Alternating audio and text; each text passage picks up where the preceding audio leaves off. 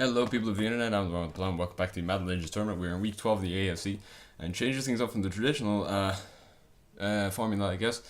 I'm starting with one of the primetime games. This is Denver Broncos and the Cleveland Browns. Okay, so the Browns. So the Browns and Broncos, obviously two back-to-back AFC Championship games, both memorable for Browns losses. But anyway, hopefully the Browns would be able to get a win today because they were going to need one if they were going to catch the Pittsburgh Steelers, who were also playing today in against Classic Rival. But I'll get to that later. But anyway, yeah, I've also got the table reading to do, which is why the other games are last. So anyway, yeah, so Broncos, Elway leading the charge with Denver, and he's got Ed McCaffrey, dad of current NFL running back, Christian McCaffrey. And so, that is a good start for both teams, I have to say. Getting things done on offense, but then this play here went awfully wrong for Otto Graham, getting picked off. So it's 7-7 still. Elway shaking off a tackle, and he fumbles the ball then. So it's picked up by the Browns. So the Browns are able to capitalize. So the Browns are able to make the most out of their failure, and they get 3 points out of it. So anyway, 10-7 up, and this punt here, it's obviously going to be fake. I mean, pretty much 99% of the time, because the only other time I would show a punt is if it were blocked, but or if it was really good, like occasionally just to keep you on your toes. But anyway, yeah. So anyway, they do get a field goal out of this, just as the 2-minute warning strikes to make it a 10-10 game. And then Otto Graham, looking for the end zone, throws, and he's got the pass to Webster Slaughter, and it's into the end zone for the touchdown to make it a 17-10 game in favor of Cleveland. So anyway, Broncos looking for a way back into this game, throwing it down the field. He's got Terrell Davis. And Terrell Davis is just going to I tried to burn as much time off the clock as possible here, which is why I'm just running sideways. Yeah, but anyway, I realized I was going to run out of bounds there, so I decided that probably wouldn't be a smart idea. So, anyway, this here went kind of wrong. I don't know why I decided I wanted to take the lead, but I did anyway. And so the Broncos are still 17-16 down.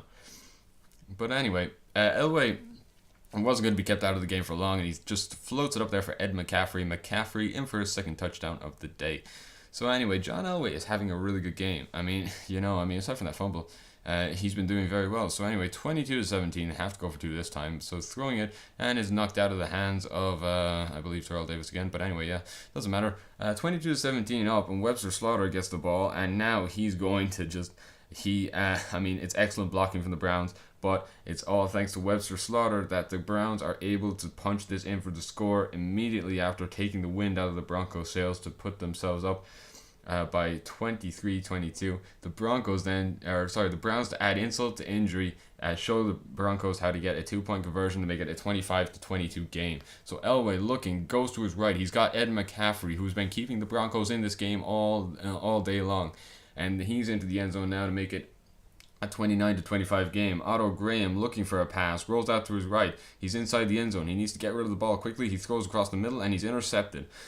The flag on the field, by the way, is against the Browns, so this play will stand. So anyway, 29-25 up, and John Elway has a chance to take the lead here. So he goes to Terrell Davis, and Terrell Davis is into the end zone for the touchdown. So the Broncos now lead 36-25. So anyway, I tried to go for it again. Otto Graham, he steps off the back foot. Bad interception. Dwight Smith there gets the interception. And so this play here to Terrell Davis again. That is Rod Smith. That is not Terrell Davis. That was Rod Smith.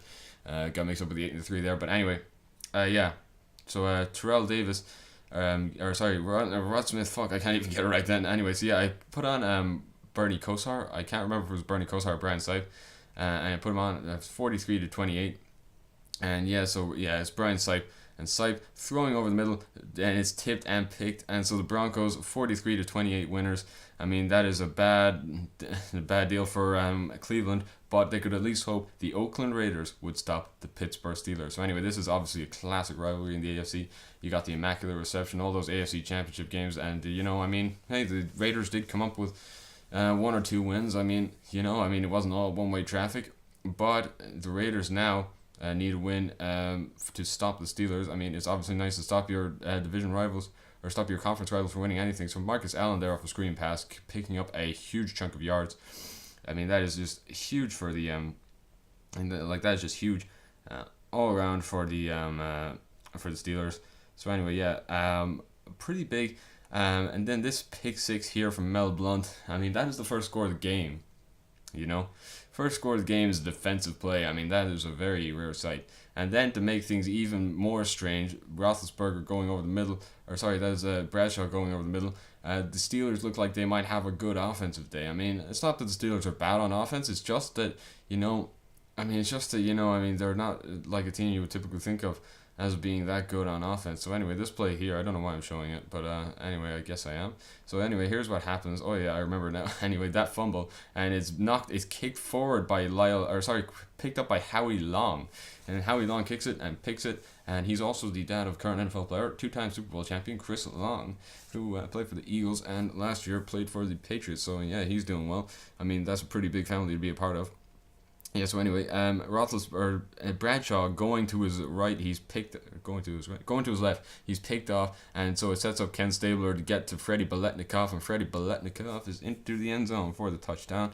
Raiders leading the game 14-7. It's a good news for the Browns, good news for the Raiders, and so yeah, I mean, Bradshaw picked off again, and this one is Villapiano, I believe, who picks him off. And so Stabler looking, throws, fumbles, and thanks to the steel curtain, the Steelers are still in this, and not only are they still in this, they have returned this for a touchdown. Fumble recovery for a touchdown, number 2 in the game, third defensive touchdown. Defenses have scored more points than the offenses. I mean, that is just an anomaly. Anyway, and to make things even better for the Steelers, that flag is against the Oakland Raiders, so they have scored all their points on defense so far. That is Rod Woodson, I believe, on the interception. So yeah, I put on Ben Roethlisberger anyway instead of Terry Bradshaw because I was afraid he was going to get picked off again. Dave Casper equalizes for the Oakland Raiders to make it a 21-21 game, and Big Ben was hoping he could have a better game. He hands it off to Franco Harris, and I did the stumble recovery there, probably unnecessary, but it just shows that Franco Harris was going to have some game today. And yeah, he pretty much carried the Steelers on this drive, getting into the end zone to make it a 28-21 game. And while things, I suppose things things are actually starting to look up now for the Raiders. Going down the field, it's going down the field anyway. The Raiders are actually picked off, so that derails a lot of their hopes. And this catch here, like somehow they judge Cunningham there to be somehow in the end zone. So it's 35-21 game. Stabler looking for some hope in this game, so he throws it. He's got Tim Brown, actually, legendary Raiders wide receiver. 35-28 game. So the Raiders do have some hope if they can stop the Steelers on this final drive. 3rd and 17. It's just so heartbreaking for the Steelers. So heartbreaking for the Raiders actually, because that ends the game. And just to add insult to injury, like this happened. I mean, calling a fair catch, but he doesn't even catch it and is picked up by the Steelers. So that is just, wow. Okay, so Raiders lose, Steelers win. They are one victory away. If they can beat the Buffalo Bills next week, they are AFC champions. So anyway, this table is as follows. As after week 12, 16th Houston Texans, they are 4-8. 15th Jacksonville Jaguars, 4-8. 14th Tennessee Titans, 4-8. So 3 AFC South teams, all 4-8 at the bottom. Which just shows you what a weak division it is. Lol. Anyway, so yeah, 13th place the Baltimore Ravens. They are 5-7 after 12 games. 12th are the Cincinnati Bengals, who are 5-7 after 12 games. 11th are the Miami Dolphins, who are 5-7 after 12 games. You guessed it. San Diego Chargers, Denver Broncos, and Buffalo Bills are 10th, 9th, and 8th, all 5-7. And then we've got the Indianapolis Colts the New York Jets in 7th place, doing surprisingly well. They are 6-6. The Colts are also 6-6. They are 6th too. So doing pretty well. And then we've got the Oakland Raiders. Despite losing, they are still 7-5. They are 5th in the AFC. 406 points scored and 322 conceded, so not doing bad anyway, by any stretch of the imagination. 4th are the Kansas City Chiefs, a team I expected to do well. I mean, I don't know why, but they just really clicked together on both sides of the ball. Anyway, aside from that, they are 8-4 with 409 points scored and 373 conceded, so probably need to work a bit on defense. 3rd are the New England Patriots, who are having a much better season with Drew Bledsoe as the quarterback of their team. So 8-4, 358 points scored, so that's a pretty low offensive total, but they have a defense that keeps them in the games most of the time. Okay, so anyway, Cleveland Browns are second. A really surprising season from them. Even though I mean, I know they have good players, but you know, it's just it's just the fact that they used to do so poorly. I just kind of expected it from them. So they are 8-4 anyway. 408 points scored. Very good offense. Third overall in the league, I believe, behind the Chiefs and number one team. 375 points conceded. And then number one, the Pittsburgh Steelers, 11-1. Okay, so that means if they win any one of their remaining three games, the Browns have to win all their games, by the way, and the Patriots also would have to win.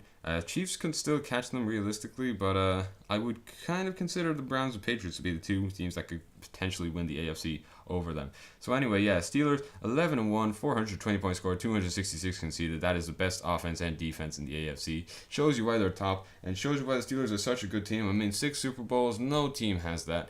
You know, no one can take that away from the Steelers. They have just been exceptional all season, and you know, I mean, it's easy to see why they are top of the AFC.